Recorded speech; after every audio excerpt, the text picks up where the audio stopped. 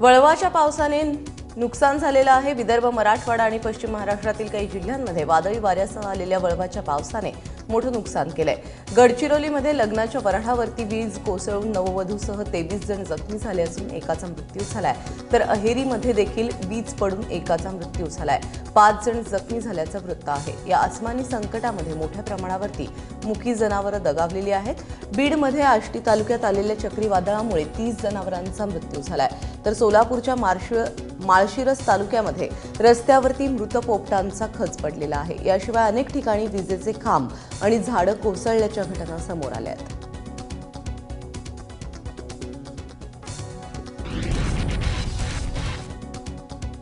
वळवाच्या पावसाने शेतकऱ्यांचं मोठ्या प्रमाणावरती नुकसान झालंय, मात्र दुसरीकडे सत्यमेव जयते वॉटर कपची कामं झालेल्या गावांना मात्र याचा फायदा झालेला आहे। बीड जिल्ह्यामध्ये श्रीपतरायवाडीमध्ये गेल्या महिन्याभरात सत्यमेव जयते वॉटर कपची जी कामं मोठ्या प्रमाणावर झाली, त्यामुळे कालपासून पडलेल्या पावसामुळे गावातील सर्व सीसीटीमध्ये पाणी साचल्याचं पाहायला मिळतंय।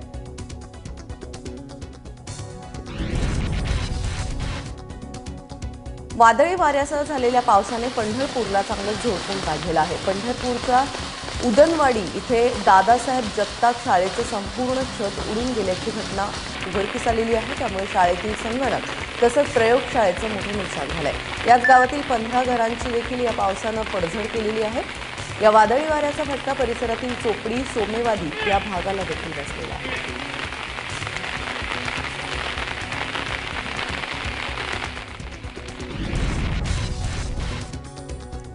इंदापूरमध्ये वादळी वाऱ्यासह झालेल्या पावसाने काटी आणि परिसरातील गावांना मोठा तडाखा बसलेला आहे। शेतकऱ्यांच्या केळी, पपई, ऊस, डाळिंब अशा पिकांचं मोठं नुकसान झालंय। या वादळी वाऱ्यासह झालेल्या पावसामुळे अनेक घरांचंही मोठ्या प्रमाणावर नुकसान झालंय। घरांच्या पडझडीमध्ये काही नागरिक जखमी झाल्याचे प्रकार देखील घडले, त्यांना इंदापूरमधील स्थानिक रुग्णालयात उपचारासाठी दाखल करण्यात आलंय।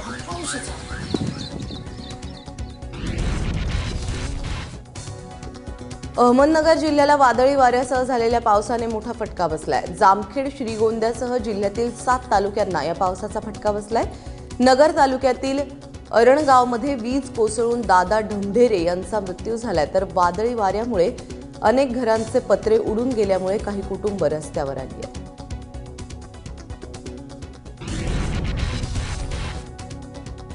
इकडे लातूरमध्ये 2 दिवसांपासून वळवाच्या पावसाचा कहर सुरू आहे। या पावसासह आलेल्या वादळी वाऱ्यामुळे अनेक ठिकाणी पिकांचं मोठं नुकसान झालंय, तर अनेक वृक्ष देखील कोसळलेले आहेत। अहमदपूरमध्ये अंगावर विजेचा खांब पडून एका व्यक्तीचा मृत्यू झालाय, तर अहमदपूरमध्ये 15 झाडं पडल्यामुळे वाहतुकीला अडथळा निर्माण झालाय। जिल्ह्यात आतापर्यंत 15 मिलीमीटर पावसाची नोंद झाली आहे।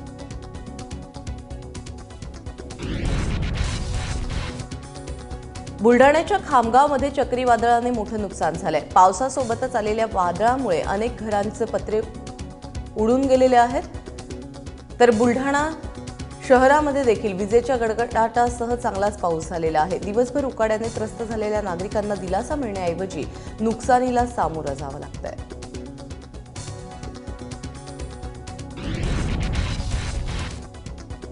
राज्यात आज 10वीचा निकाल जाहीर होतोय। राज्यभरात सर्व विभागात जवळपास 15 लाख विद्यार्थ्यांनी 10वीची परीक्षा दिली होती। सकाळी 11 वाजता शिक्षण बोर्डाची पत्रकार परिषद होईल। दुपारी 1 वाजता विद्यार्थ्यांना निकाल ऑनलाईन पाहता येईल, तर त्यांच्या गुणपत्रिका 15 जूनला शाळेमध्ये वाटप केल्या जातील। 10वीचा निकाल तुम्हाला कसा पाहता येणार आहे, कोणती संकेतस्थळं आहेत आपण पाहतोय।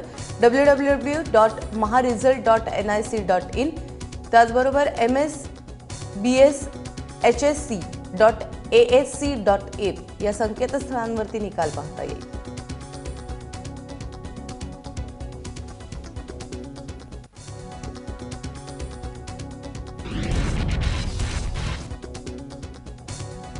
खडसेंनी राजीनामा दिला आणि आता दबाव तंत्राला सुरुवात झालेली आहे, त्यामुळे राजकीय वर्तुळात आता सध्या एकच चर्चा सुरू आहे, कारण जळगाव महानगरपालिकेत भाजपच्या 16 पैकी 14 नगरसेवकांनी राजीनामे दिलेत।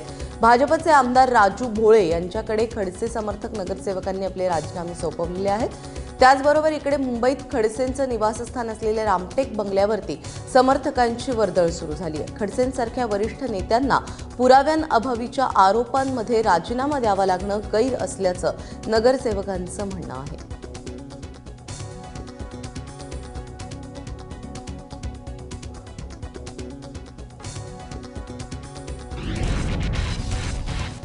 विरोधकांनी जो आरोपांचा गदारोळ माजवलेला होता त्याची शहानिशा न करता महाराष्ट्राच्या मुख्यमंत्र्यांनी त्यांना तडकाफडकी राजीनामा द्यायला लावला। त्याच्या निषेधार्थ जळगाव जिल्ह्यातील बहुसंख्य पदाधिकाऱ्यांनी, नगरसेवकांनी तथा शासकीय समितीवर जे आमचे नियुक्त केलेले सदस्य आहेत त्यांनी आज रोजी राजीनामा दिलेला आहे।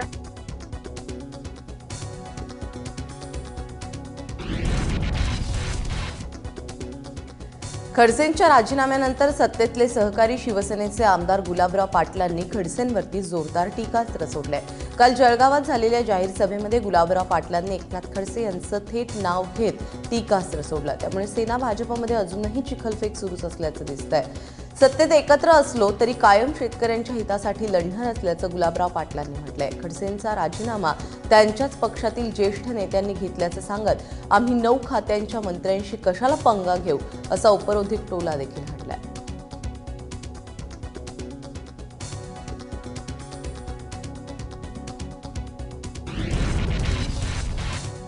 आम्ही 15 दिवस काहीच बोललो नाही। गुलाबराव पाटलांनी काय मंत्रिपद पाडलं का नाही? भारतीय जनता पार्टीच्या केंद्रीय समितीने विचार मंथन केल्यानंतर आदरणीय दानवे साहेबांच्या आणि मेहतांच्या उपस्थितीमध्ये पत्रकार परिषद घेऊन हे मंत्रिपद काढलं गेलं। मेरा कोई क्या दोष था? द्रौपदी की साड़ी निकली जा रही थी, मैं तो आंखें को पट्टी बांधकर धृतराष्ट्र बैठा था। आमचं म्हणणं काहीच नाही आहे। आमचं म्हणणं हेच आहे की पुढचा तुमच्या लढाईवर तुम्हाला अपमान सहन करायची जर मनसिकमध्ये तयारी असेल, आम्ही कोणत्याच बीजेपीवर तक्रार करते। आम्हाला हरिभाऊ जावळेंवर कधी टीका करण्याची गरज पडली नाही, ना सावकारेवर गरज पडली नाही, ना रक्षा खडसेवर गरज पडली नाही, ना हरिभाऊ जावळेवर गरज पडली नाही, ना सुरेश मामा भोळे, सगळे आमचे दोस्त आहे। एक पप्पी दे मुझे। एकच माणसाची आम्ही का भावरट आहे, मेंटल आहे का, ठाण्याच्या गोळ्या खातोय आम्ही? या माणसाची वैर घेऊ? विशेष म्हणजे ज्याच्याकडे 9 खाते आहेत त्याच्याशी कोणी सहज पंग घेईल का? मी पण विचार केला, चला लढना है तो घमा पहलवान से ही लड़ लो। जीतेंगे तो नाम होगा, हारेंगे भी तो नाम होगा।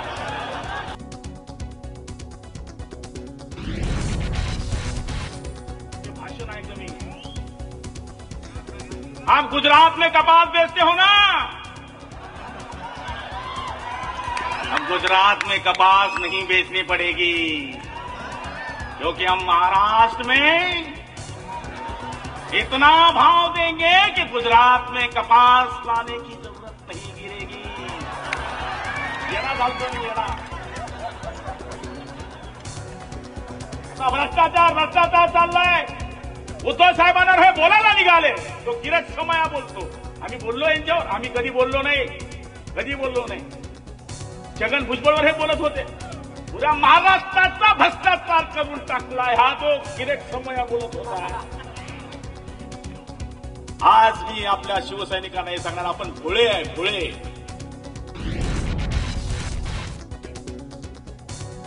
कमरेखालची भाषा केल्यामुळे आघाडी सरकारच्या काळामध्ये उपमुख्यमंत्रीपद गमावणाऱ्या अजित पवारांनी कार्यकर्त्यांना जपून बोलण्याचा सल्ला दिलाय। सोलापूरमध्ये आयोजित करण्यात आलेल्या राष्ट्रवादी काँग्रेसच्या मेळाव्यात ते बोलत होते। दुधानं तोंड पोळल्यामुळे ताकही फुंकून पिण्याची वेळ आली आहे, त्यामुळे जिभेवर नियंत्रण ठेवा आणि काळजीपूर्वक बोला असा महत्त्वाचा सल्ला अजित पवारांनी कार्यकर्त्यांना दिला। शेवटी आपल्या जिभेवर पण आपलं त्या ठिकाणी कंट्रोल असलं पाहिजे। कुशाल खडसे साहेब म्हणले, अरे यांच्याकडे मोबाईलची बिल भरायला पैसे तरी काय म्हणले, याचे पैसे नाहीत का? सहज बोलून गेले। पण ही काही पद्धत झाली का? आज मोबाईलची बिलाची भरायची आणि शेती पंपाच्या बिलाची भरायची तुलना तरी होऊ शकते का? मी काही कोणाला म्हणत नाही, ते म्हणून लय वाटोळ झालं माझं। त्याच्या संदर्भामध्ये फार ते ताक पण फुंकून प्यायला लागलं। त्याच्या संदर्भामध्ये तुम्ही पण तसंच वागा, नाहीतर ते आपलं परवा बार्शीचं भाषण शिराळ्याला लय गाजले। अख्ख्या महाराष्ट्रात चालले भाषण। यवतमाळमध्ये महाआरोग्य शिबिराच्या उद्घाटनाला पोहोचलेल्या मुख्यमंत्र्यांना दारूबंदीसाठी आक्रमक झालेल्या महिलांच्या रोषाचा सामना करावा लागला।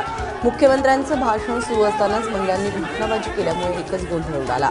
यवतमाळमध्ये स्वाभिमानी जिल्हा दारूमुक्ती अभियानाच्या महिला गेल्या 2 वर्षांपासून दारूबंदीची मागणी करतायत, मात्र त्याला आजपर्यंत प्रतिसाद न मिळाल्यामुळे मुख्यमंत्र्यांच्या सभेतच महिलांनी गोंधळ घातला। दारूबंदीची पत्रकं मुख्यमंत्र्यांच्या दिशेने त्यांनी धिक्कारली।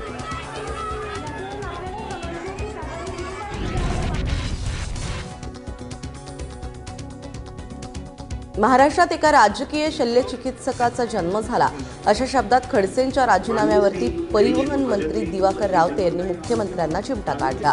यवतमाळमध्ये महाआरोग्य शिबिराच्या उद्घाटन प्रसंगी ते बोलत होते। विशेष म्हणजे खुद्द मुख्यमंत्री यावेळी उपस्थित होते।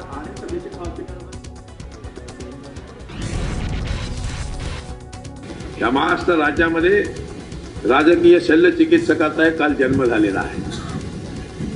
माननीय मुख्यमंत्र्यांनी सर्व मंत्र्यांना आता सांगून टाकलेलं आहे की तुमचे ऑपरेशन सुद्धा वेळ पडल्यामध्ये धडधाकट करण्याकरता आता करावी लागतील। असा एक मोठा शल्यचिकित्सक आज आपल्याकडे आलेला आहे, त्याचं मोठं टाळ्या वाजून आपण स्वागत केलं पाहिजे।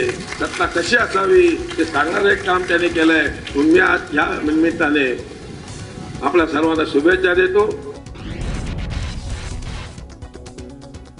नाशिकच्या लेखानगर परिसरामध्ये कुल्फी खाल्ल्यामुळे 20 जणांना विषबाधा झाली आहे। यामध्ये 10 लहान मुलांचा समावेश आहे। दुपारच्या वेळी हातगाडी घेऊन आलेल्या कुल्फीवाल्याकडून या परिसरातील नागरिकांनी कुल्फी विकत घेतली, मात्र काही वेळाने त्यातील काही नागरिकांना उलट्या आणि मळमळीचा त्रास सुरू झाला। त्यामुळे तातडीने या रुग्णांना नाशिकच्या खासगी आणि सिव्हिल रुग्णालयात उपचारासाठी दाखल करण्यात आलं। या घटनेचा तपास पोलिसांनी सुरू केला असून संबंधित कुल्फीवाल्यावर योग्य ती कारवाई करण्यात येणार असल्याचं सांगितलं जात आहे।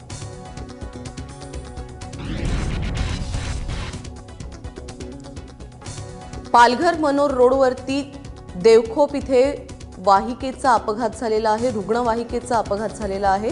यामध्ये एकाचा मृत्यू तर 4 जण जखमी झालेले आहेत। पालघरच्या ढवळे हॉस्पिटलहून जीवन क्रिटिकेअर नावाची रुग्णवाहिका रुग्णाला घेऊन मुंबईला येत होती, मात्र रस्त्यामध्ये रुग्णवाहिकेच्या चालकाचा गाडीवरचा ताबा सुटला। गाडी झाडाला जाऊन अडकली आणि या अपघातात जखमींमध्ये एकाची प्रकृती गंभीर आहे।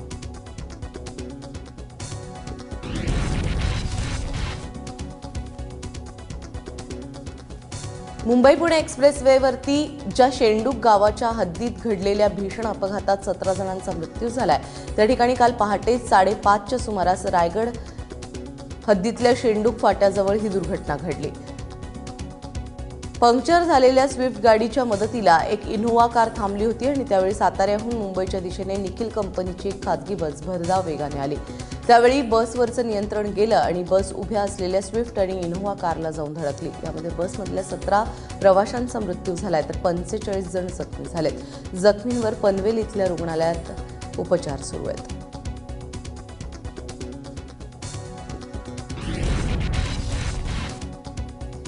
किल्ले रायगडावरती छत्रपती शिवाजी महाराजांचा 343वा राज्याभिषेक दिन साजरा करण्यात येणार आहे। मुख्यमंत्री देवेंद्र फडणवीस, शिक्षण मंत्री विनोद तावडे यांच्या हस्ते हा सोहळा पार पडेल। राज्य आणि देशभरातून मोठ्या संख्येने शिवभक्त रायगडावर दाखल होतात। दरवर्षी 6 जूनला छत्रपती शिवाजी महाराजांचा राज्याभिषेक सोहळा मोठ्या उत्साहात साजरा केला जातो।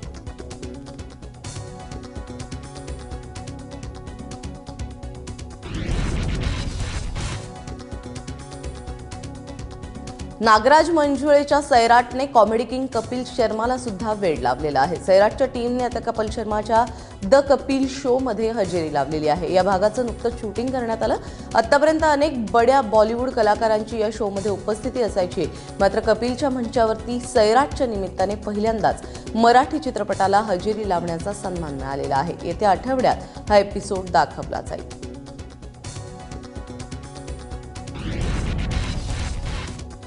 खरं आम्ही त्यांना आधी टीव्हीवरती बघायचो, पण प्रत्यक्षात समोर भेटलं तो खूप ते खरंच असे खूप हसवतात आणि खरंच मजा आली इथे येऊन। आता झिंगाट गाणंच आहे की लागलं कोणी आपल्या आपल्या तालावर नाचे, तर खरंच इथं खूप म्हणजे खूपच मजा आलेली आहे येऊन। मला तर कधी वाटलं नव्हतं, कारण आजपर्यंत फक्त टीव्हीवर बघत होतो कपिल शर्मा शो। खूप भारी वाटते आणि अभिमानाची गोष्ट आहे की पहिली मराठी फिल्म अशी जी कपिल शर्माच्या शोमध्ये जाऊन आली, तो खूप अभिमानाची गोष्ट आहे माझ्यासाठी। भारी वाटते मला एक झिंगाटवर आजपर्यंत सगळेच नाचत होते, पण एवढ्या मोठ्या स्टेजवर नाचतो खूप भारी गोष्ट आहे। सगळेजण नाचले, आमच्यासोबत पण सगळ्यांनी एन्जॉय केलं, मजा आली खूप। मी तर खरं सैराटमध्ये येईल हीच विचार केला नव्हता. कपिल ही तर गोष्टी खूप लांबच्या होत्या माझ्यापासून. तर खूप भारी वाटते. मला तरी विश्वास बसत नाही आजसुद्धा की बाबा मी त्यांच्या शोला आलो आहे, त्यांचा शो पाहिला आहे मी, किंवा त्यांच्यासमोर आम्ही नाचलो आहे, त्यांच्याबरोबर खूप गप्पा गोष्टी मजा केली. ह्या गोष्टीवर खरंच विश्वास बसत नाही माझा. चांगलं वाटतंय. म्हणजे मागे शाहरुख हवाई अयोध्येमध्ये आला होता आणि आता आम्ही इकडे आलो आहे. ते साठलोट चांगलं चाललं आहे मला वाटतं आणि मजा येते. म्हणजे मराठी त्याही अर्थानं अपग्रेड होते, पाऊल पुढं पडते की शाहरुख खान हवाई अयोध्यासारख्या रिजनल शोमध्ये येतो आणि एक रिजनल फिल्म अशा नॅशनल टी व्हीवरती किंवा एका नॅशनल आणि खूप पॉप्युलर असलेल्या कपिल शर्माचा खरं तर मी पण फॅन आहे आणि अशा शोमध्ये मराठी फिल्म जाते किंवा त्यांना निमंत्रण येते, तर आनंदाची गोष्ट आहे. आता हा पण एक आणखी एक माइलस्टोन आहे की 80 कोटी कमवले आणि अजूनही ती 5व्या-6व्या आठवड्यात आहे. अजूनही थिएटरमध्ये लोक बघतायत आणि सगळ्यांना आवडते. अजूनही मला फोन मेसेज येत आहेत.